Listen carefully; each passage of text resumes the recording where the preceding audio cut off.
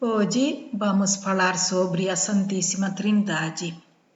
Liturgicamente, celebramos esta solenidade no domingo após de Pentecostes, como uma extensão às festas pascais, pois Jesus ressuscitado, antes de subir ao céu, na montanha de Galileia, tradicionalmente onde aconteceu o Sermão da Montanha e das Bem-aventuranças, ou seja, aonde Jesus começou a sua pregação, aonde Jesus escolheu os 12 apóstolos, lá, segundo o pedido do mesmo Jesus ressuscitado, os apóstolos foram.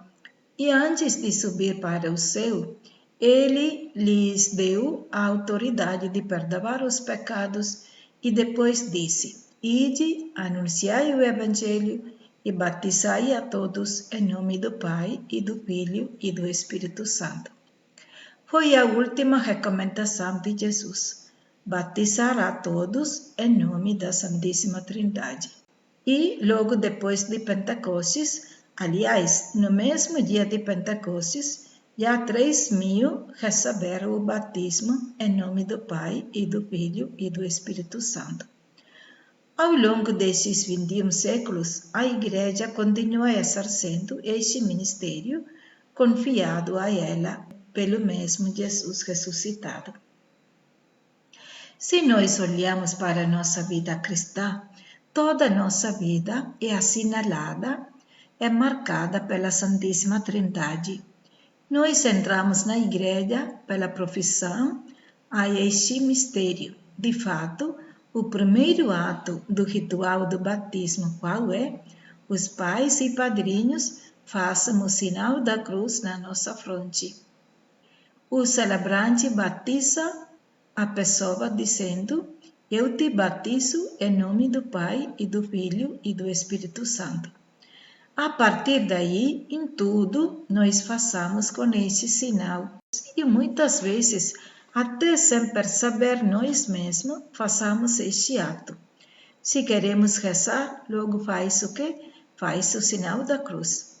Quando façamos o sinal da cruz, não é somente lembramos da paixão de Cristo, a cruz, mas falamos em nome do Pai e do Filho e do Espírito Santo.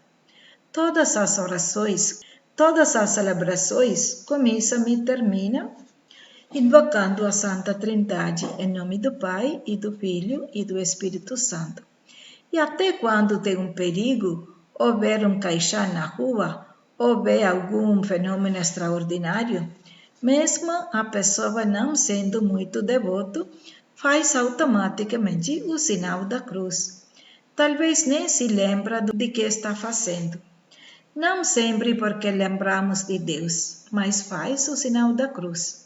É tão automático, até nos jogos a gente vê os meninos fazendo esse gesto e sabemos que ele é um cristão, um católico. Então, é a nossa marca, o sinal da cruz. É a nossa identidade invocar a Santíssima Trindade. Por isso, vamos aprofundar hoje este gesto tão comum, estas palavras primárias da nossa fé e que invocamos todas as vezes que nos reunimos para celebrar em nome dele. Quem é este Deus que nós falamos?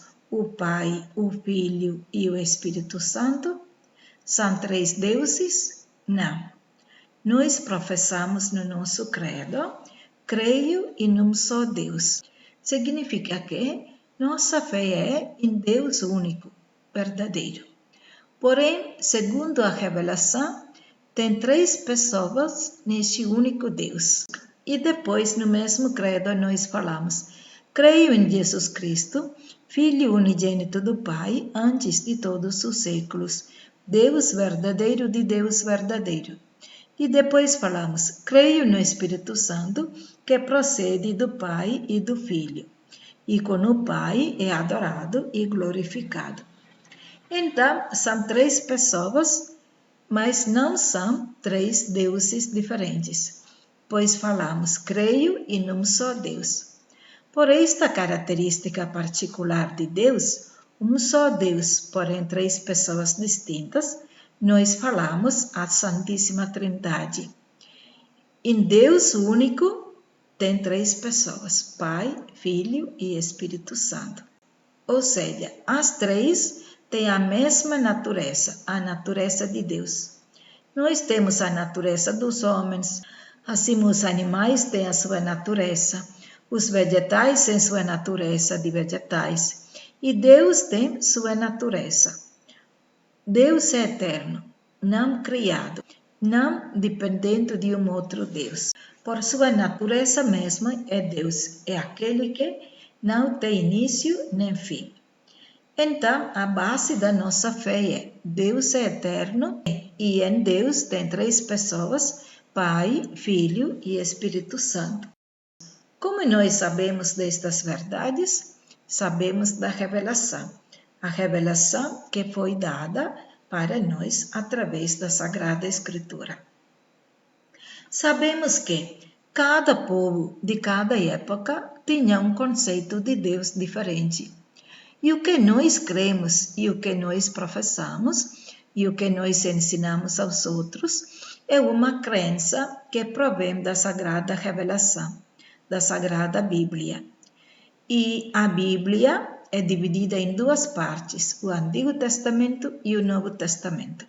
O Antigo Testamento fala da presença de Deus na história de um povo chamado Israel, a percepção deste povo a respeito de Deus, o que Deus se revelou a este povo. E o Novo Testamento fala a partir de Jesus, a partir de quando Jesus veio no nosso meio e ele nos revelou as verdades das coisas, o rosto de Deus e o rosto de cada homem.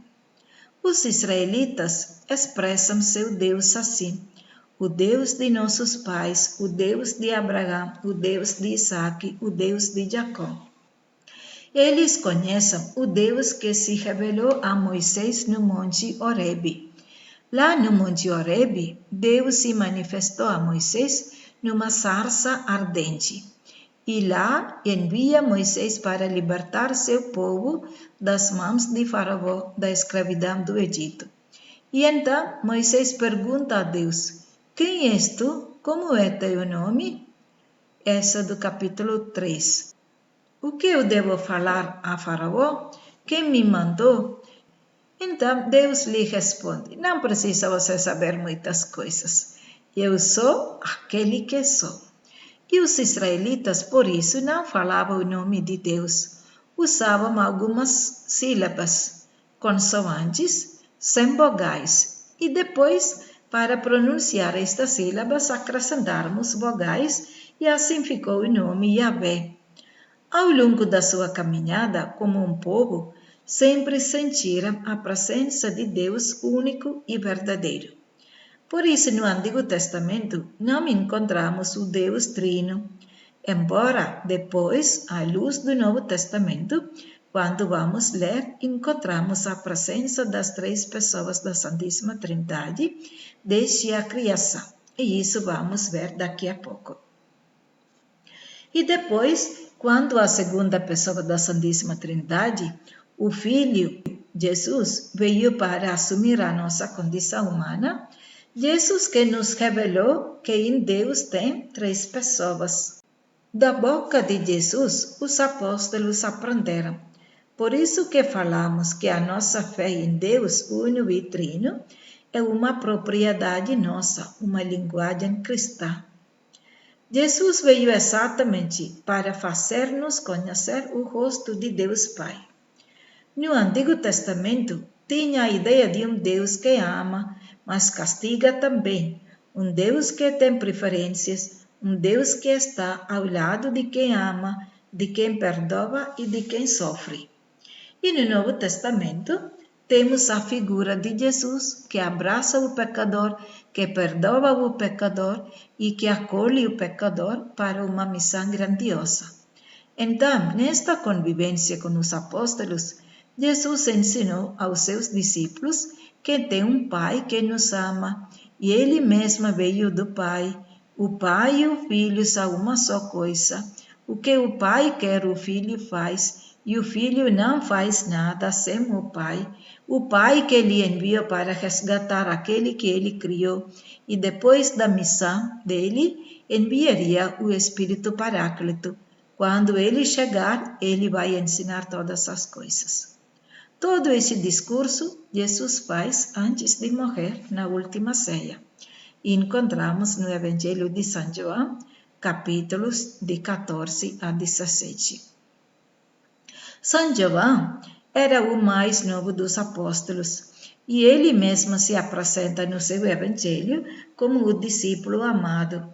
E ele foi o jovencinho que deitou no peito de Jesus na última ceia, que respirou o respiro de Jesus e conheceu a intimidade de Jesus.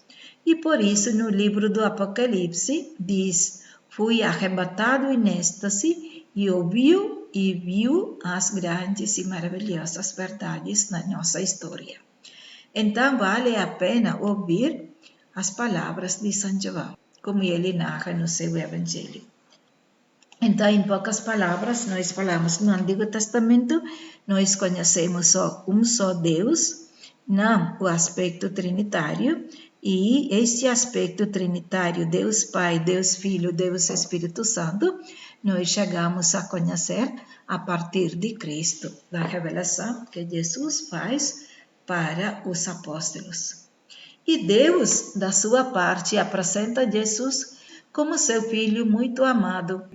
Quando Jesus foi ficar na fila dos batizados, que João Batista estava batizando no Rio Jordão, quando chegou a hora de Jesus, diz o Evangelho, o céu se abriu, veio o Espírito Santo na forma de uma pomba e veio uma voz do céu dizendo: eis aqui meu filho muito amado.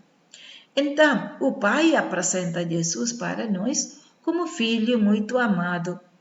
Igual aconteceu no Monte Tabor, no dia da transfiguração. Os apóstolos ouviram: eis aqui meu filho muito amado.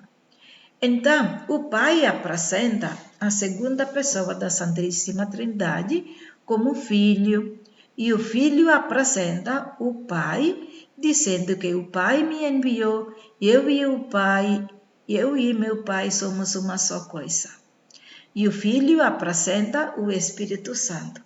Quando vou para meu Pai, enviarei para vós o Espírito Paráclito. Ele provém do Pai. E por isso ele vos ensinará todas as coisas. Então, quem nos ensinou sobre as três pessoas da Santíssima Trindade foi Jesus mesmo. E quem nos conduz para conhecer estas coisas é o mesmo Espírito Santo, que nós recebemos a partir do nosso batismo. E a respeito do Espírito Santo, São Paulo, na sua carta aos Romanos, capítulo 8, diz assim: o Espírito daquele que ressuscitou Jesus dos mortos habita em vós. Ele que ressuscitou Jesus Cristo dos mortos também dará a vida aos vossos corpos mortais pelo seu Espírito que habita em vós. E no 2 Coríntios 13, São Paulo nos atesta mais uma vez a presença das três pessoas da Santíssima Trindade na nossa vida, dizendo assim: a graça do Senhor Jesus Cristo, o amor de Deus e a comunhão do Espírito Santo estejam com todos vós. É a introdução da missa, a saudação inicial da Santa Missa. Assim temos a nossa doutrina de Deus uno e trino, um só Deus, porém três pessoas. E os primeiros cristãos eram bem conscientes disso, e por isso a base do nosso credo, a profissão da fé, era exatamente professar a nossa fé em Deus uno e trino. E 3 vezes mergulhar na água ou colocar a água na cabeça do batizado, dizendo: eu te batizo em nome do Pai, em nome do Filho e em nome do Espírito Santo, era a primeira profissão solene e o reconhecimento da parte de neobatizado na igreja, o novo nascimento. Do outro lado, sabemos que os primeiros cristãos eram aqueles que vinham da fé judaica ou dos pagãos. Para os pagãos, os astros eram deuses, as criaturas eram deuses. Existia o panteísmo. De fato, a expressão panteísmo deriva do grego pan, que tem o sentido de tudo. Theo significa Deus. Tudo era Deus. E a filosofia grega, com Aristóteles, já começava a falar do primeiro motor, mas ainda não um Deus revelado. E do outro lado, os judeus chamavam Deus Abba, Pai. Acreditavam no Criador, mas não em Jesus Cristo como Deus de Deus, Deus verdadeiro. E nem conheciam o Espírito Santo. Aliás, sabemos que até o primeiro capítulo de Gênesis foi escrito durante ou logo após do exílio babilonense, e então, para mostrar a superioridade de Deus de Israel, o sol, a lua e tudo o que é criado, todos os deuses que os babilonenses adoravam, eram criados pelo Deus de Israel. O Deus de Israel é maior do que de todos os outros deuses. Vossos deuses falavam, vossos deuses têm boca e não podem falar, têm nariz e não podem sentir o odor, dizia assim o salmista. Neste contexto, os neocristãos que provinham desses ambientes, professar em Deus uno e trino não era fácil, somente pela graça de Deus, pela graça que vem do alto. O Espírito Santo que conduziu eles para esta verdade. E os sacramentos todos, desde o início, administravam, invocando o Espírito Santo, e todas as orações são elevadas ao Pai por meio do Filho no Espírito Santo. Assim, o batismo realizado em nome do Pai, do Filho e do Espírito Santo distinguia do batismo dos judeus, que era feita como sinal da penitência, como fazia João Batista no tempo de Jesus. E o nosso batismo não é o batismo de João Batista, mas a nossa fé em Cristo ressuscitado, e no Deus Pai e no Espírito Santo, revelado para nós pelo próprio Filho Jesus.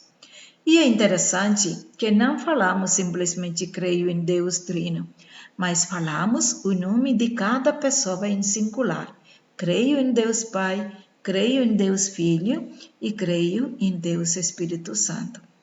E todas as orações na liturgia terminam com a doxologia, ou seja, rezamos a Deus Pai e termina dizendo, por nosso Senhor Jesus Cristo, na unidade do Espírito Santo. Como a oração da liturgia eucarística termina, por Cristo, com Cristo e em Cristo. A vós, Deus Pai Todo-Poderoso, na unidade do Espírito Santo, toda honra, toda glória, agora e para sempre. Assim também, desde o quarto século, todas as orações e recita do Salmo terminavam com doxologia. Glória ao Pai, e ao Filho, e ao Espírito Santo, como era no princípio, agora e sempre, e nos séculos dos séculos. Amém. Os grandes teólogos dividem em 3 tempos as manifestações de cada pessoa da Santíssima Trindade. Olhando para a Sagrada Escritura, no Antigo Testamento encontramos a presença de Deus Pai como Criador do céu e da terra, aquele que conduz a nossa história. No Novo Testamento encontramos Jesus, aquele que veio nos salvar, aquele que pagou o preço do nosso resgate.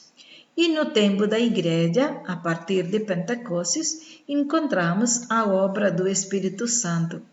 O Espírito Santo que conduz a Igreja, ensina a cada fiel as coisas de Deus. E por isso mesmo, sem o Espírito Santo, não tem a Igreja, não tem sacramentos, e não tem como o homem compreender, adentrar no mistério divino. Jesus mesmo disse, se o Espírito Santo não atrair, ninguém pode chamar Deus Abba Pai. Por isso mesmo, para compreender grandes mistérios, precisamos colocar em joelho e pedir ao Espírito Santo o dom da humildade. Se queremos pretender de saber tudo com nossa inteligência, nunca chegaremos a conhecer a verdade. Precisamos a humildade e a submissão diante dos mistérios. E antes de estudarmos melhor sobre a Santíssima Trindade, gostaria por isso contar para vocês uma história, aliás, um fato histórico acontecido nos primeiros séculos. Santo Agostinho era um grande professor da filosofia e não conhecia ainda a fé cristã. Sua mãe, Mônica, era muito católica e rezava com lágrimas todos os dias para a conversão do filho.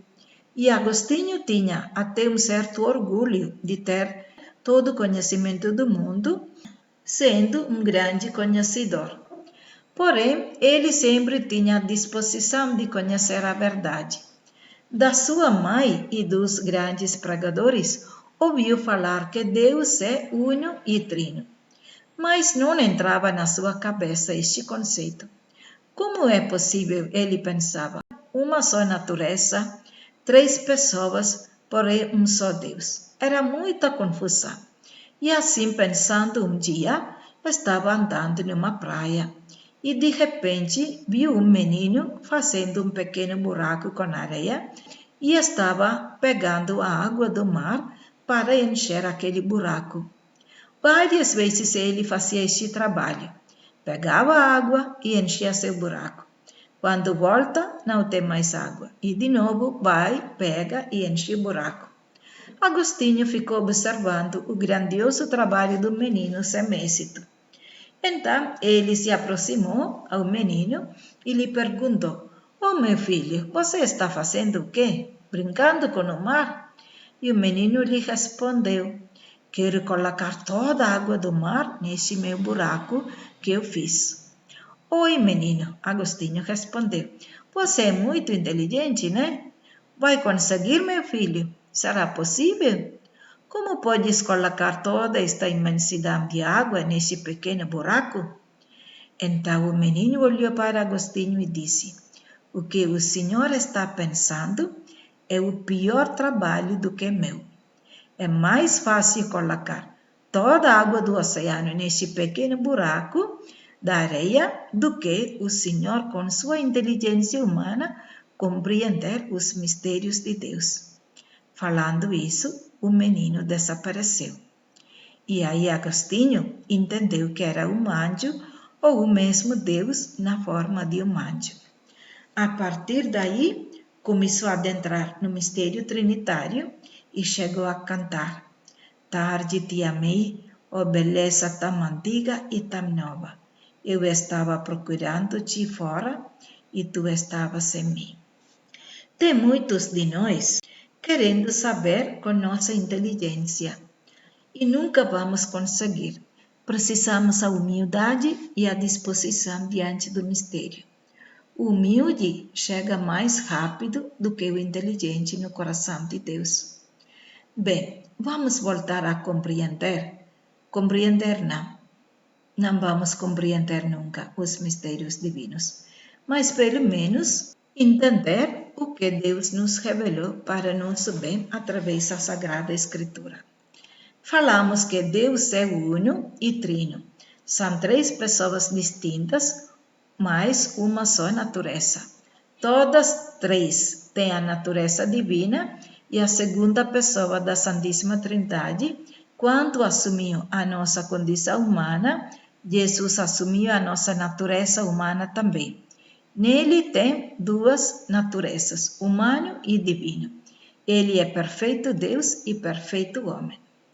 Como são 3 pessoas distintas, porém intimamente unidas, não tem como se separar. Por isso, quando o Filho age, o Pai e o Espírito Santo estão presentes. E quando o Pai age, o Filho e o Espírito Santo estão presentes. E quando é revelado a presença do Espírito Santo, o Pai e o Filho estão presentes.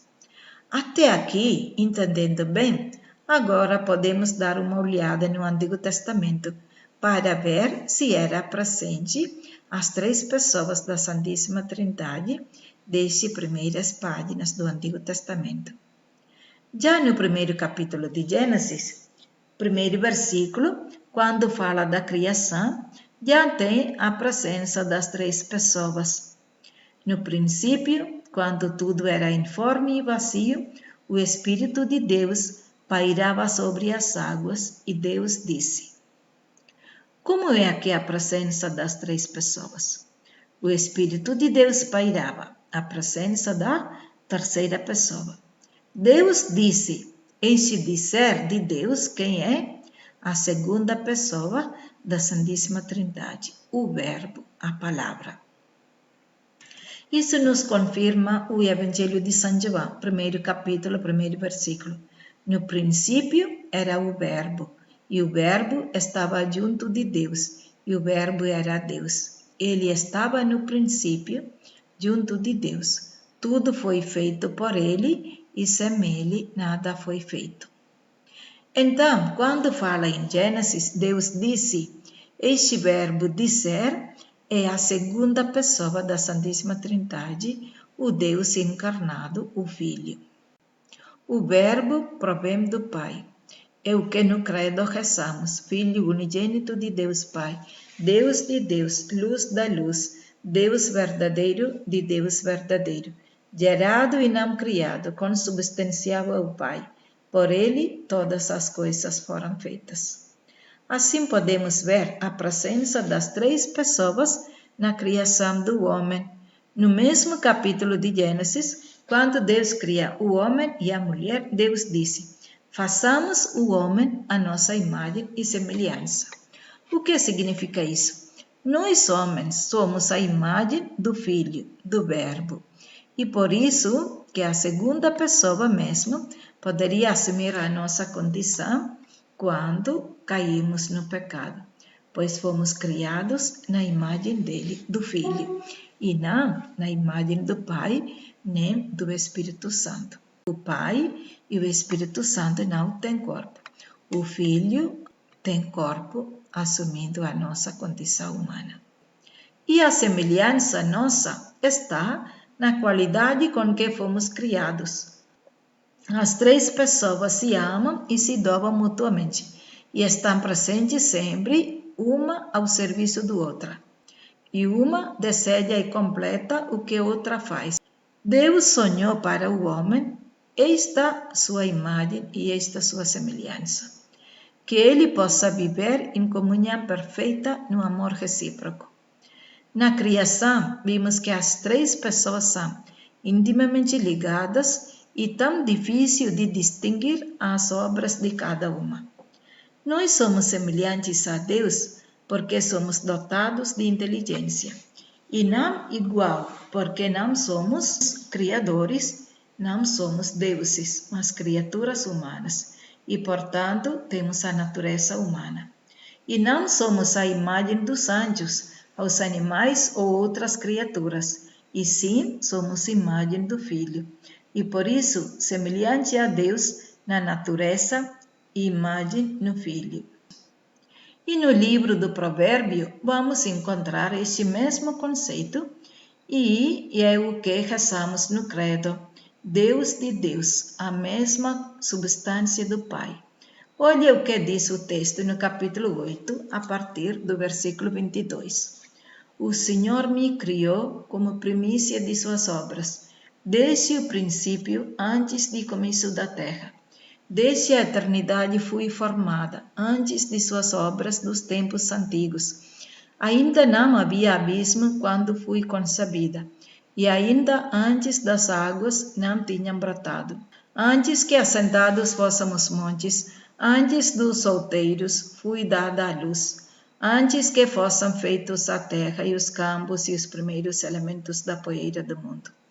Quando ele preparava os céus, ali estava eu. Quando traçou o horizonte na superfície do abismo, quando firmou as nuvens no alto, quando dominou as fontes do abismo, quando impôs regras ao mar, para que suas águas não transpusessem os limites, quando assentou os fundamentos da terra, junto a ele estava eu como artífice, brincando todo o tempo diante dele. Aqui, uma hora parece que é o Espírito Santo que fala, e outra hora parece que é o próprio Filho de Deus, o Verbo encarnado. E no livro de Eclesiastes, capítulo 24, a sabedoria personificada diz: saí da boca do Altíssimo, nasci antes de toda criatura. Segundo alguns, aqui a sabedoria é a personificação do Espírito Santo, e segundo outros, é a personificação do Verbo de Deus. E no livro da Sabedoria, capítulo 7, diz assim: ela é um sopro de poder de Deus, uma irradiação límpida da glória do Todo-Poderoso. Assim, mancha nenhuma pode insinuar-se nela. É ela uma efusão da luz eterna, um espelho sem mancha da atividade de Deus e uma imagem de sua bondade. Embora única, tudo pode, imutável em si mesmo, renova todas as coisas.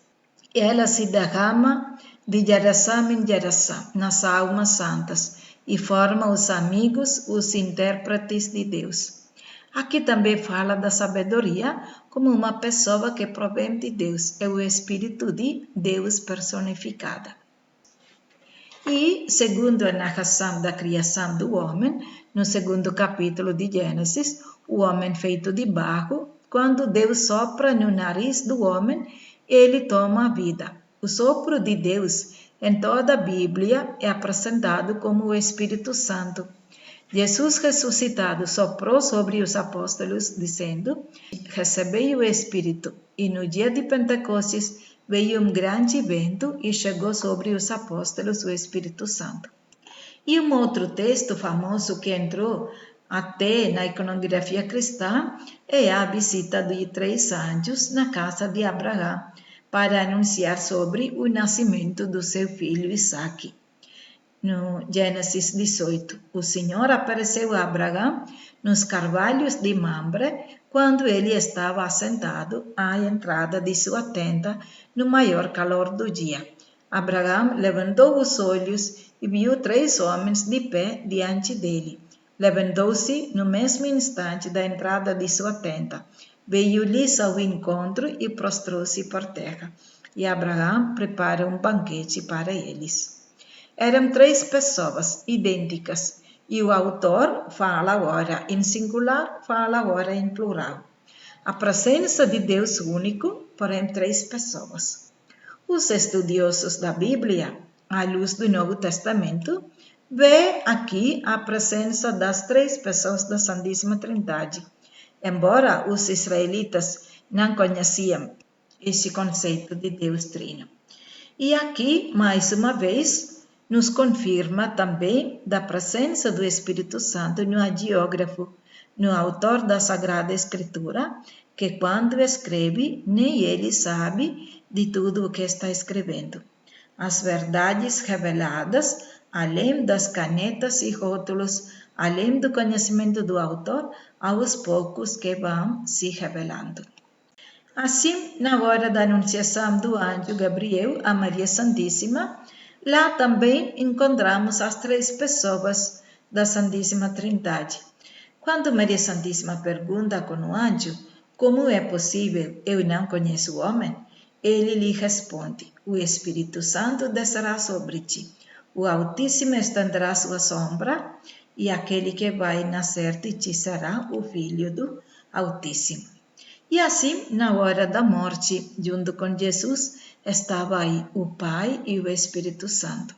Jesus chama: Abba, Pai, em tuas mãos eu entrego o meu espírito. E expirou. E ele expirou, soprou o Espírito sobre os que estavam lá. Vamos agora contemplar alguns ícones que representam as características das 3 pessoas da Santíssima Trindade, que os iconógrafos nos ajudam a entender melhor os mistérios divinos. E aqui é uma pintura que encontramos na Basílica de São Marco, em Venécia, Itália. Abraão e Sara acolhendo os 3 anjos e preparando o banquete, matando um cordeiro e dando a comida aos 3 anjos, como narra o capítulo 18 de Gênesis.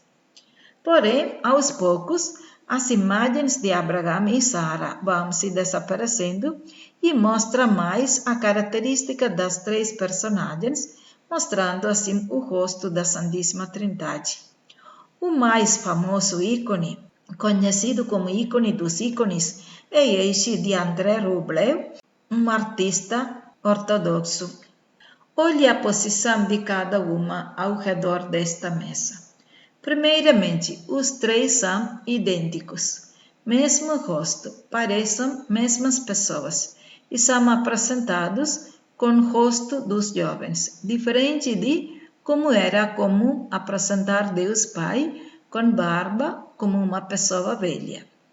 Aqui, 3 jovens, porém são apresentados como 3 anjos, reconhecidos por suas asas. Estão assentados em torno de uma mesa. Os 3 sustentam um cajado na mão, mostrando que estão chegando de uma peregrinação, símbolo de um Deus que caminha conosco, que caminha com a humanidade. De fato, o Pai e o Espírito Santo têm os pés como se estão em movimento, como se estão caminhando. A luz, no contexto atrás das figuras, mostra sua divindade e emana uma beleza e uma alegria. E a posição de cada um inclinando para o outro, envolvendo o outro, mostra a plena comunhão e o amor que reina entre os 3. Das cores das vestes e das posições podemos deduzir que, ao lado esquerdo nosso, de quem está observando, tem Deus Pai. O Pai tem o manto lilás sobre uma túnica azul, símbolo da sua divindade. O lilás é uma cor evanescente, quase transparente, sinal do mistério e da transcendência. O seu manto cobre os seus 2 ombros, ao contrário do Filho e do Espírito, porque ele não é enviado, mas envia os outros. O gesto da mão e o olhar parecem confiar uma missão ao Filho, que acolhe, curvado, em sinal de consentimento. As suas mãos não tocam a terra altar, mas a abençoam com os 2 dedos da mão direita levantados. Ele não está no mundo. A cabeça inclinada indica que ele acolhe a oferta amorosa do Filho. E a personagem central representa o Filho. A veste vermelha é símbolo da natureza humana, assumida na encarnação. O manto azul é sinal da natureza divina e cobre um só ombro, porque ele é enviado pelo Pai. A estola dourada indica que ele é o sacerdote, que oferece a si mesmo ao Pai como oferenda. E os 2 dedos são símbolos das 2 naturezas. Ele é plenamente Deus e plenamente homem. O seu corpo curvado e o olhar de amor voltado para o Pai indicam a aceitação e a docilidade à vontade paterna. Está comunicando com o Pai a respeito da missão que cumpriu. A sua mão direita, apoiada à terra altar, é a mais próxima do cálice da oferta, porque ele é a oferta simbolizada pela cabeça do cordeiro.